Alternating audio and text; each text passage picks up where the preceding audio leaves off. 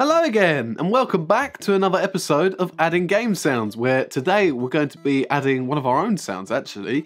I know I said we'd try and move on from the player character sounds, but I just want to add this one more sound because I think it's a really cool idea. Given to me by a commenter, actually, and then we'll look at some other sounds and some other assets within the game. So the sound we're going to be adding is actually the sound of a kind of rush of air as the player sort of falls from a great height, because there's a few instances in this game where there's a big drop that the player has to jump down in order to continue. So a commenter who I mentioned in the last episode, Ben, he was the one who actually came up with this idea. He's tried it out. He said he's had good success with it.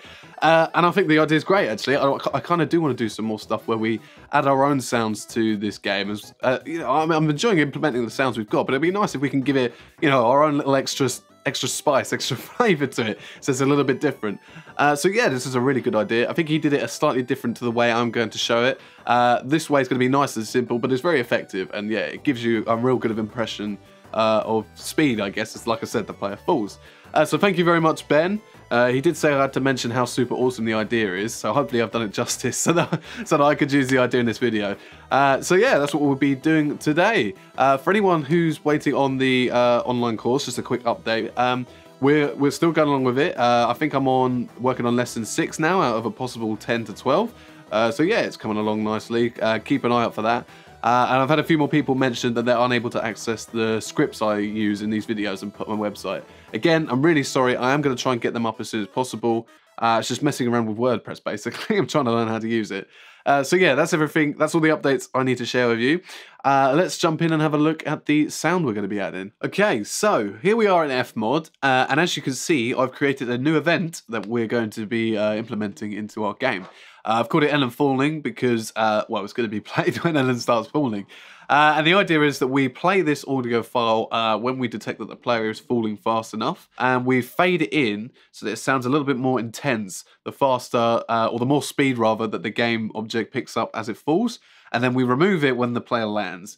So this, like I said earlier, this is an audio file that didn't actually come with the game itself. I've actually had to go into a door and quickly put this together. Let's quickly just adjust that so I can play you guys what it sounds like. All it was just, in fact, let me play it first instead of explaining it. So there you go, it's just a load of noise that sounds somewhat like air, basically, or the sound of someone passing through air quite quickly. The way I made it was basically with a software synthesizer, I forgot the name of it now, Native Instruments Massive. Just used a noise generator, filtered it, took most of the low end out, and added a bit of reverb. So it's nothing special. You know, you guys can mess around with making it yourselves, or you know, you can download some sound of wind from somewhere. But use what you like. This is just something. It's not massively, you know, detailed, but it'll do. You know, it works really well when it's played back in the game. So, and also, as you can see, I'm looping it because, well, we don't know, you know, the player could be falling for, you know, we don't know how long. Depends how far they jump, I guess. So I've made sure that, you know, we can, if we need to, play it for as long as we need to, and just keep playing and playing. What I've also done is I've attached the parameter we created in a couple of videos ago, the velocity one. And what I'm doing with this is I am automating the volume of this fader. This is why I had to quickly flip it to -50 at the beginning so you could hear it. So if the player's not falling, obviously they'll have no velocity, or they'll have, as we established last time, they'll have like -2 point something. So we don't want to be hearing anything, so there's no volume. As they start to fall, the sound of this audio file will gradually increase. And if they fall to around, I think the maximum sort of falling speed I've seen in the game while messing around with this was about -50. So I've gone for -50 and said that at -4 dB, that'll be like the maximum amount of, the maximum level they can hear it at. So yeah, as the player starts to fall and pick up speed, they'll gradually hear more of the wind. Cool. Also, what will happen, I've also added, I think I added it on the master. Yeah, here we go. So I added hold on, I'm going to butcher the name if I don't quickly check in. ADH modulation. Here we are, Hdsl Modulator, in order to basically create a little fade out. I've talked about the AHDSR modulator a little bit in an older video and how we can use it and what all these sort of dials and digits do. The only one I'm really using is the release one here. I've said that once we tell this event to stop, I want this to fade out over 700 milliseconds, just so that when we land, we don't just get a sudden thud and the sound cuts out like that, because that won't feel very natural. And obviously, we can't kind of automate it because I suppose we could, but we don't know when the player is going to land, essentially. So we kind of need that ready for whenever the event decides to be stopped. So that's why the modulator works really well. No matter when it's stopped, at the end of it, it will just slowly release the sound so it doesn't cut out straight away. Yeah, and I think that's everything. Not much going on here on the FMOD side, as you can see. Nice and simple stuff. I think because I'm, like I said, for the velocity parameter, I've had to increase it to -50 as opposed to last time. It was only going up to, I think, -30. Just because, well, it felt natural to, I suppose. I wanted to get louder and louder the faster the player fell, like I said. But obviously, we're using this velocity parameter in, I think, the land event. Yeah, here we are, velocity. Let's quickly open up these two tabs. So remember last time it only went to about -30. And then we thought, well, if they start falling any faster, we won't change the volume of these, the hard landing and the soft landing sounds. We don't really need to. It works, as it is. But obviously, where I've had to increase the parameter, I've also had to adjust the automation of these two tracks. So they, still work. But I haven't changed them in any way. I've just had to, like I said, adjust it for the new range. And yeah, that's pretty much all we've got going on. Nice and simple. So now we've got our event. Obviously, we're going to need to change our script in order to call this in Unity. So let's jump into Monodevelop or Visual Studio, depending on what you're using, and have a look at what I did. Right, so here is the FMOD player script, which, as we know, is attached to our LN game object, which the player controls. There's a lot going on. I'm very aware that there's a lot going on in this script now, and hopefully you guys are still following along and it's not the code's not looking like a mess and being really hard to follow. But what I've done, as you can see, some of these functions that we're not changing at the moment, I've just quickly closed them. And you could do that in Visual Studio by just hitting this little plus sign on the left, just like that, and then minus to hide it. So all the functions you can see and are open are the ones we've changed, and I'll explain how we've changed. Any ones that have these three dots following them, don't worry about them. We're not using them in this video. So yeah, let's have a look at the first thing I did, which was create a new event instance for the event we just created in FMOD. So that is called Falling. I've made it public, and I'll explain why in a little bit. Usually with these, you don't really need to, like this one here. I've just left it normal. In fact, what I'm going to quickly do, I'm going to quickly make this one private, because, I'm not using it anywhere else, so it might as well be. Quickly save that. But yeah, I've made this one public, which I'll explain why in a little bit. I've also created a new Boolean variable called player submerged. I've hidden that in the inspector. It's a public one again, but I've hidden it in the inspector because in Unity, I don't see the need to have it pop up here. I'm not going to change it in the editor, so that's why I did that. And as you can tell, I'm sure by the name of this variable, this is to detect when the player has actually entered any water or acid.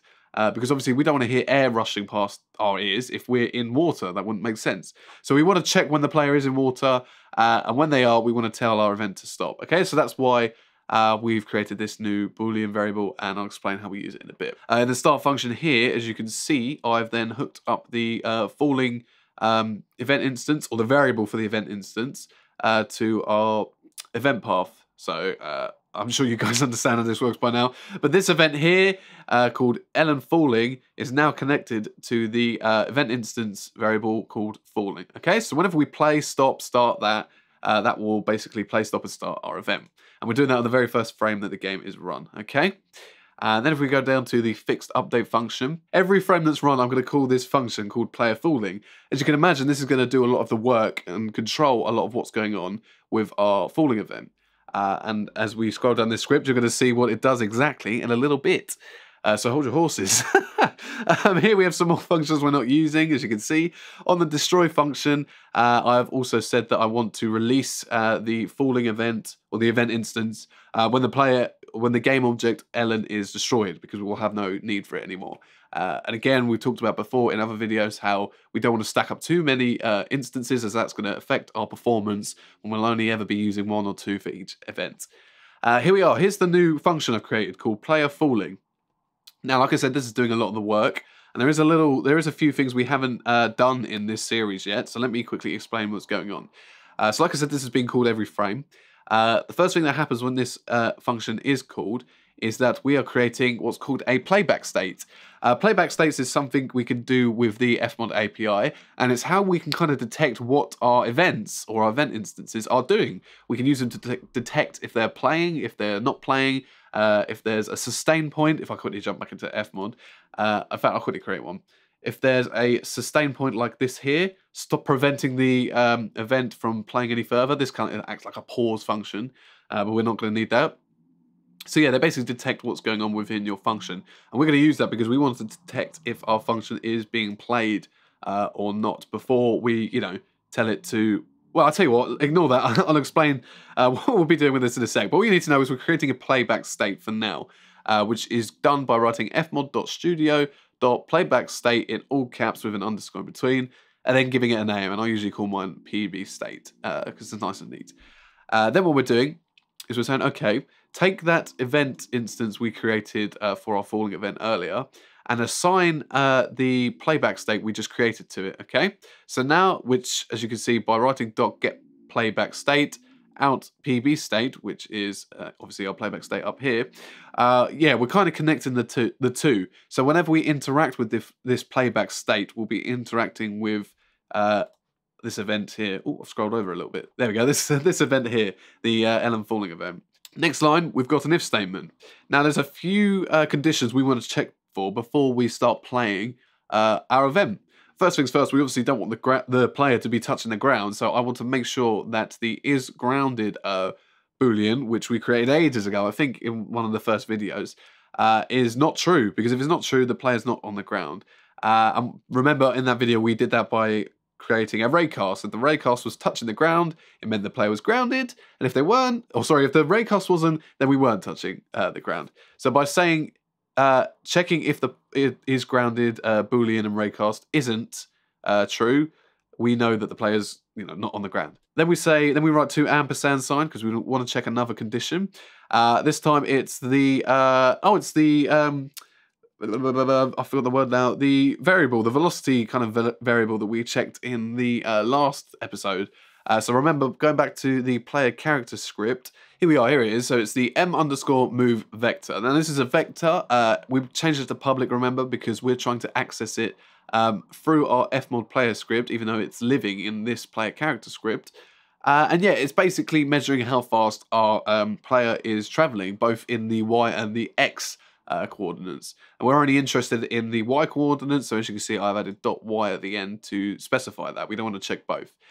So yeah, by writing PC, which remember is a variable which we're storing an instance of the player character script inside of, then .m_move vector, because that's the name of the variable.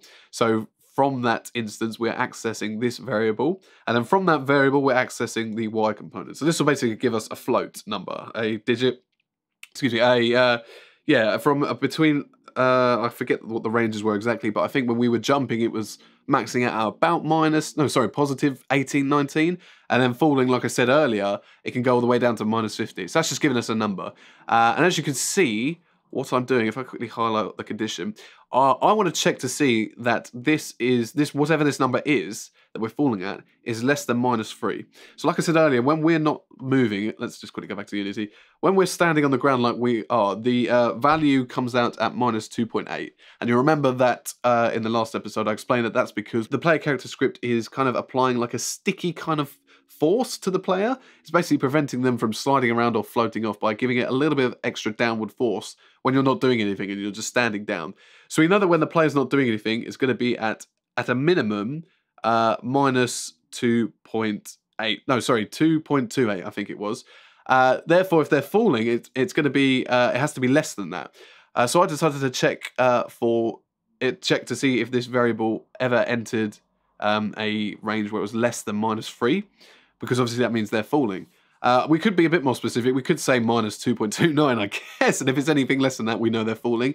But to sum up, let me stop confusing you. To sum up, the idea of this is to make sure that the player is falling at a significant speed, and if they are, we want to then continue and play our sound. Okay, so we've got 2 conditions. First one is the player must not be touching the ground. The second one, the player must be falling at a appropriate speed. And the last one refers back to that Boolean I created at the beginning of this script, the new one. We want to check that the player is not submerged. So if that Boolean is true, it means that the player is currently underwater, or acid as it's referred to in this game. Like I said, we don't want to be playing wind sound if the player's underwater.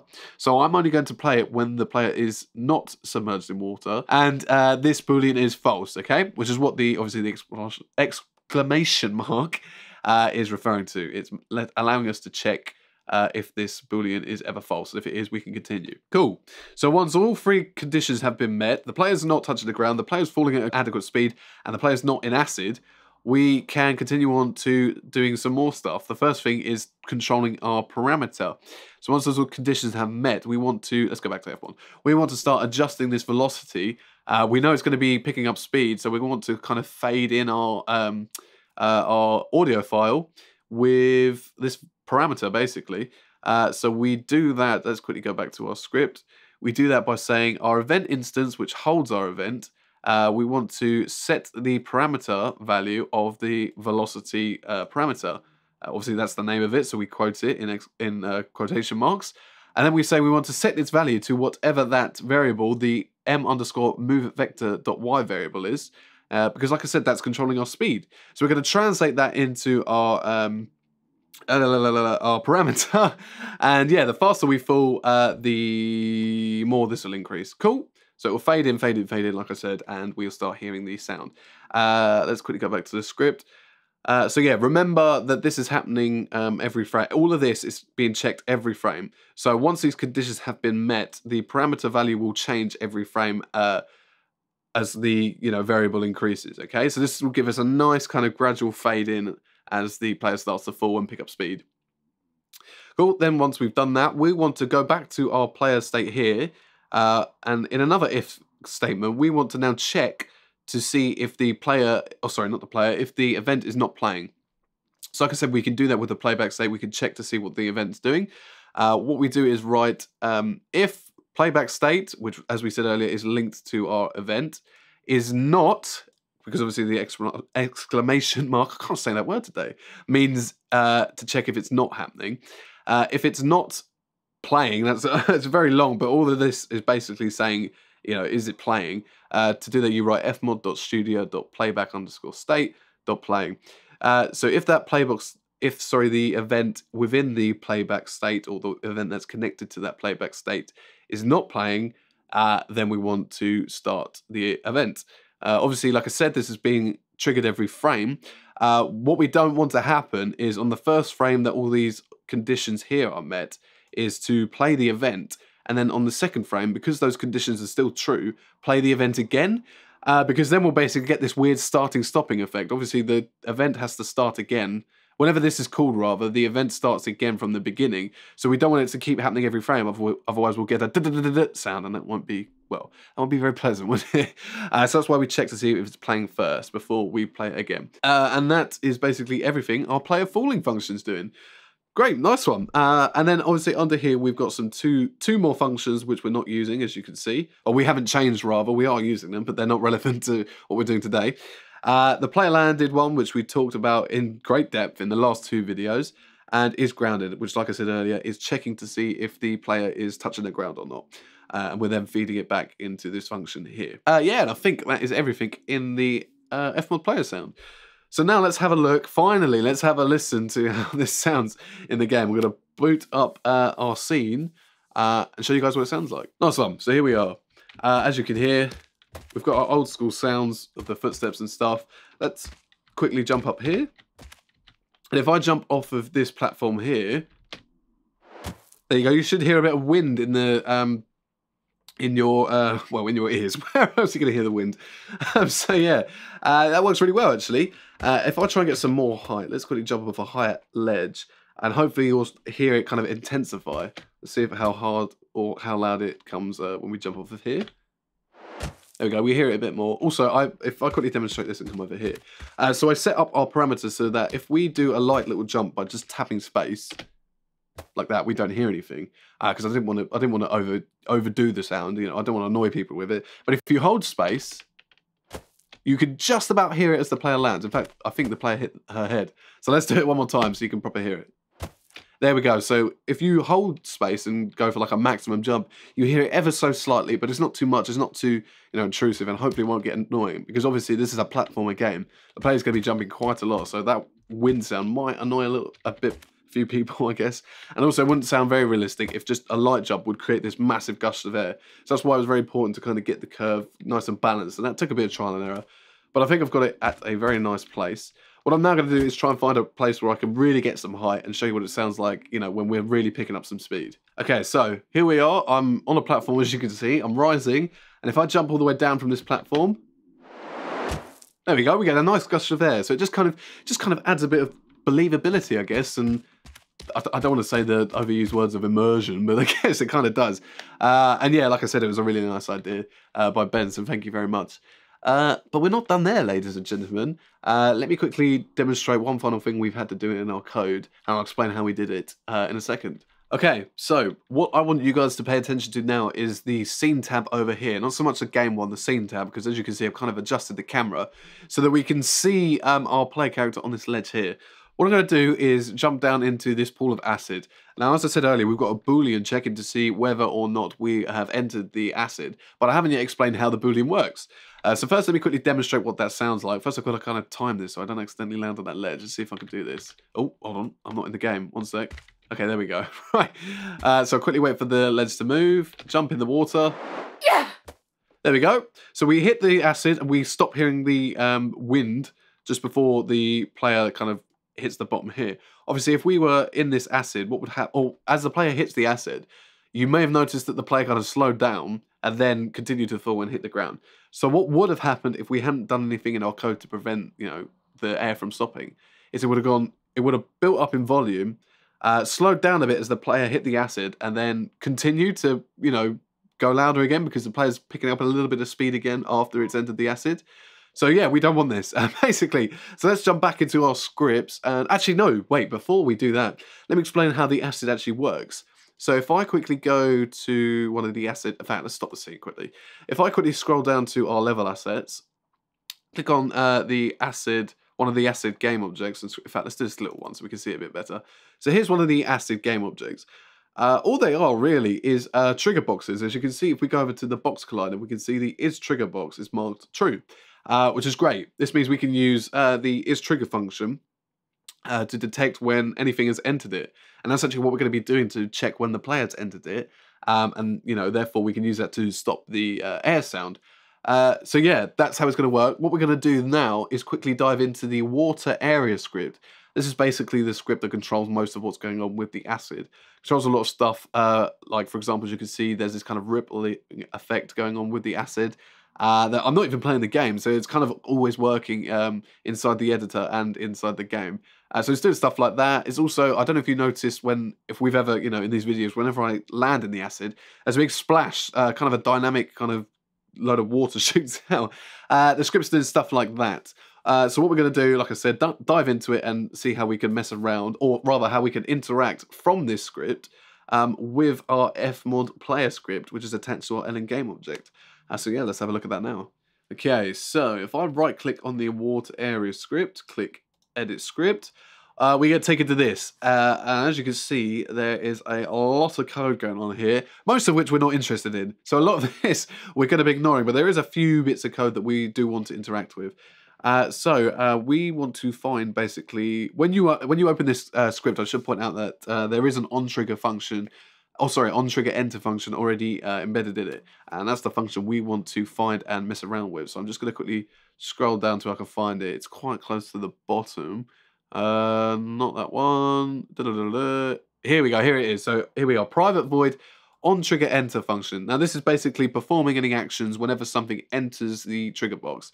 All this stuff here is the stuff I've added to it. But all the stuff underneath stuff that you will find, already attached to it and already doing its stuff. So it's best to leave all this, just up to there.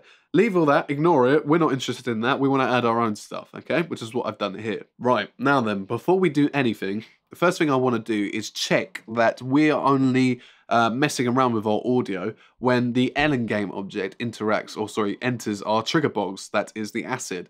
There are a few instances in this game where boxes and crates hit the acid. And if I quickly jump back into Unity and scroll over, you can see there's actually like platforms that are actually touching the trigger box all the time. So obviously we don't want to be stopping our sound just because a lot of rocks is stuck in the acid. So we want to check to see if Ellen has ever entered the trigger box, and we do that by writing this if statement here. So what's going on is first we're using this parameter, which will already be added to the onTriggerEnter function. They've called it collision, and sorry, well, it is a parameter, but it's a variable essentially, and it's a variable of the collider2d type. Basically, what it's doing is basically checking to see what game objects have entered the trigger box whenever this function is called. Okay, and it does that, I believe, by basically just referring to any game object's box collider, and then, you know, finding out what game object is using that box collider. Okay, so inside this we can kind of have our game object saved temporarily, if that makes sense. So in the if statement, what we want to do is first check that variable called collision.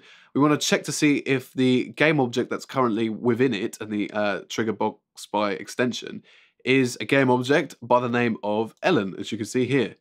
So we write collision.gameObject.name, 2 equal signs because we're comparing a condition, and then we write the name of the game object we're interested in. Okay, so if this game object ever enters this trigger box, then we can do all of this stuff here. Okay, if there's anything else, it will ignore all this stuff. Okay, so once we know Ellen has entered the trigger box, there's kind of like a temporary save inside this variable, I suppose, where we can use it to refer to our Ellen game object.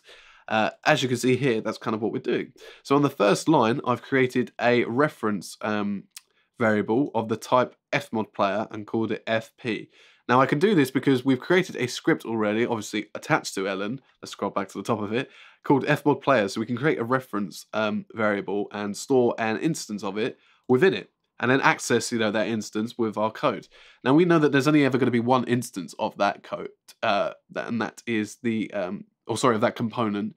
Well, yeah, code, you get the idea. There's ever only going to be one copy of this lurking around in our game, and that's when our, you know, that's going to be attached to our player character.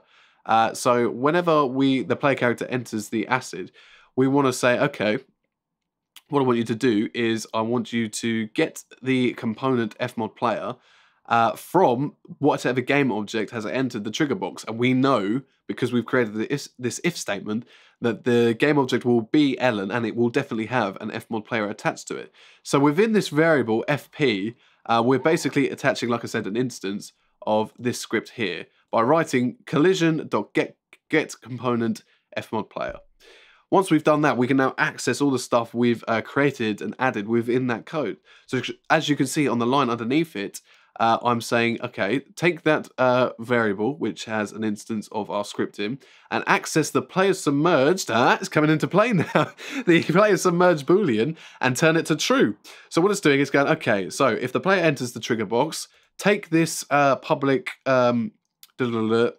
variable, called a Boolean variable, called player submerged, and change it from false, which is what it's going to start as, to true. So that's why I basically made these two public. It's because we need to access them through another script, which is attached to another game object. If they were private, we wouldn't be able to do that. So that's why both this event instance and this Boolean is public. As you'll see in a bit, that's we'll be messing around with the event instance some more itself, as opposed to the Boolean. Great. So by changing the player submerged Boolean to true, if we remember going back down to our player falling function, we are now not going to be able to play the event instance anymore, because one of our conditions was to make sure that the Boolean was false in order to play it. So now that we changed it to true, we won't be playing any more of the event instance, which is good. We don't want to. What we now need to do is tell it to we need to tell the instance to stop playing, because assumingly the player has fallen into this trigger box and is currently playing the rush of air. So the way we do that is the same way we actually got it to play. We need to first create another playback state. So I've wrote the same line as we did last time, fmod.studio.playback state, and called it pb state again. I've given it the same name, but please don't let that confuse you with the other one. These are two separate playback states living in different scripts. That's why I'm able to give it the same name, because they, you know, obviously they're not going to be, the script isn't going to get confused between the two, because it'll be checking different scripts. So like we did last time, we now need to attach this playback state to the event instance. So what we first need to do is write fp to access the script. Then we write Falling because we want to access our, let's scroll back up, our event instance within this script. And then we want to say, okay, get the playback state, PB state, which we've just created, and attach it to that event instance. So essentially we've got two playback states now attached to this, not that one, this one here, the falling event instance. And this one we've just created, we're going to be checking to see, like I said, if the event is playing, and if it is, we want to stop it. So like we did last time, once we created our playback state, we want to write an if statement, and we want to say if that playback state is not or has not been stopped, we want to stop it essentially, which is what this line's doing here. Playback state exclamation mark. Oh, I said it. Exclamation mark equals, which means if it's not. If it's not, fmod.studio.playbackstate.stopped basically. Again, just like the last time we wrote this line, except put playing at the end. All of this is basically saying stopped instead of played. So if this has not stopped, then we want to access the script again, access the event again, and stop it, okay? And then if it is stopped, this if statement will not pass us through to this part of the code here, and obviously won't stop it, because if it's already stopped, we don't need to stop something that is stopped. Cool, so notice how I've also added fmod.studio.stopmode.allowFadeout within the parameter brackets of the stop command. We've explained this in another old video, but basically what that does, if I go back into, not Unity, FMOD, that basically allows this Hdsl modulator to work and to fade our event out. If we put immediate as opposed to allow fade out, it would stop like that, and that's not what we want. Okay, so that's all that's doing. Then as you can see, the last line I've added is debug.log stop falling sound. This is a little message that's going to appear in the console tab of Unity, and it's just going to basically tell me if my script has worked, which I know it does. Hey, so that's good. Cool, so that's everything in the onTrigger function. So to sum up, when the player enters the trigger box, we're going to create an instance of the script that's attached to our player character, FMOD player. We're going to access this event instance here, and we're going to create a new playback state that checks to see if it has been stopped or not. If it hasn't been stopped, we want to tell it to stop. Cool, there we go. Last thing we want to do is actually, if I scroll down to the end of this function, is create an Ontriggerexit to the function, which actually won't be a part of this script, so you'll have to make this yourself, but that's fine, it's easy. As you can see, you can just copy that. And yeah, basically once the player has then respawned and left the acid, we want to say, okay, the whooshing sound can be played again now. So what I've done is created another variable. I've called it cull this time, just short for collision, but it's doing the same thing as last time. It's going to check to see what game object has interacted with the trigger box. If it's the NN game object that's left, then perfect. We then want to continue on to our code and do some more stuff. What I've also done is created another instance of our script that's attached to our game object. I've had to do this again because we're now inside a new function and we can't access the same FP from the onTriggerEnter function. So I've just made it again specifically for the Ontriggerexit function. Then all we want to do is say, okay, access that script and tell the player submerged Boolean to now change to false, which means that if we go back to our function here, the Boolean will be false, and we'll now be able to play the sound of it whooshing again, because the condition will match. Great. And then as you can see, I've also done another debug to say, okay, when the player leaves the water or the acid, just put in the console exit water. Cool, and there we go. That is, yeah, that's everything. That definitely is everything now. Nice one, great. Yeah, that, like I said, Ben, thank you so much for this idea. It's a really nice way of adding a bit of character to our sounds. I do want to do a few more things like this where we just take your guys' ideas and add some extra sounds of our own to kind of spice up the sound of this game. And, you know, like I said, give it our own little twist and see how we can implement some new ideas. So if you've got any other ideas you think we should add, please feel free to let me know in the comments. For the next video, I think we'll be looking at, now that we've touched on the kind of acid, I want to kind of see if we can add the sound of the player kind of splashing as they enter, do some cool effects with what sounds we do and don't hear when the player's inside the acid, as well as adding some splash sounds for any other objects that are going to land in the acid. For example, there's these crates you have to push into the acid at one point, so we want to make sure they splash as well. Yeah, I think that's what we'll be doing in the next episode. Yeah, like I said, that's everything. And again, apologies for the lack of scripts available on my website. I'm going to try and get that sorted as soon as possible. As always, I've been Henry Scott. Thank you very much for watching, and I'll see you all in the next one.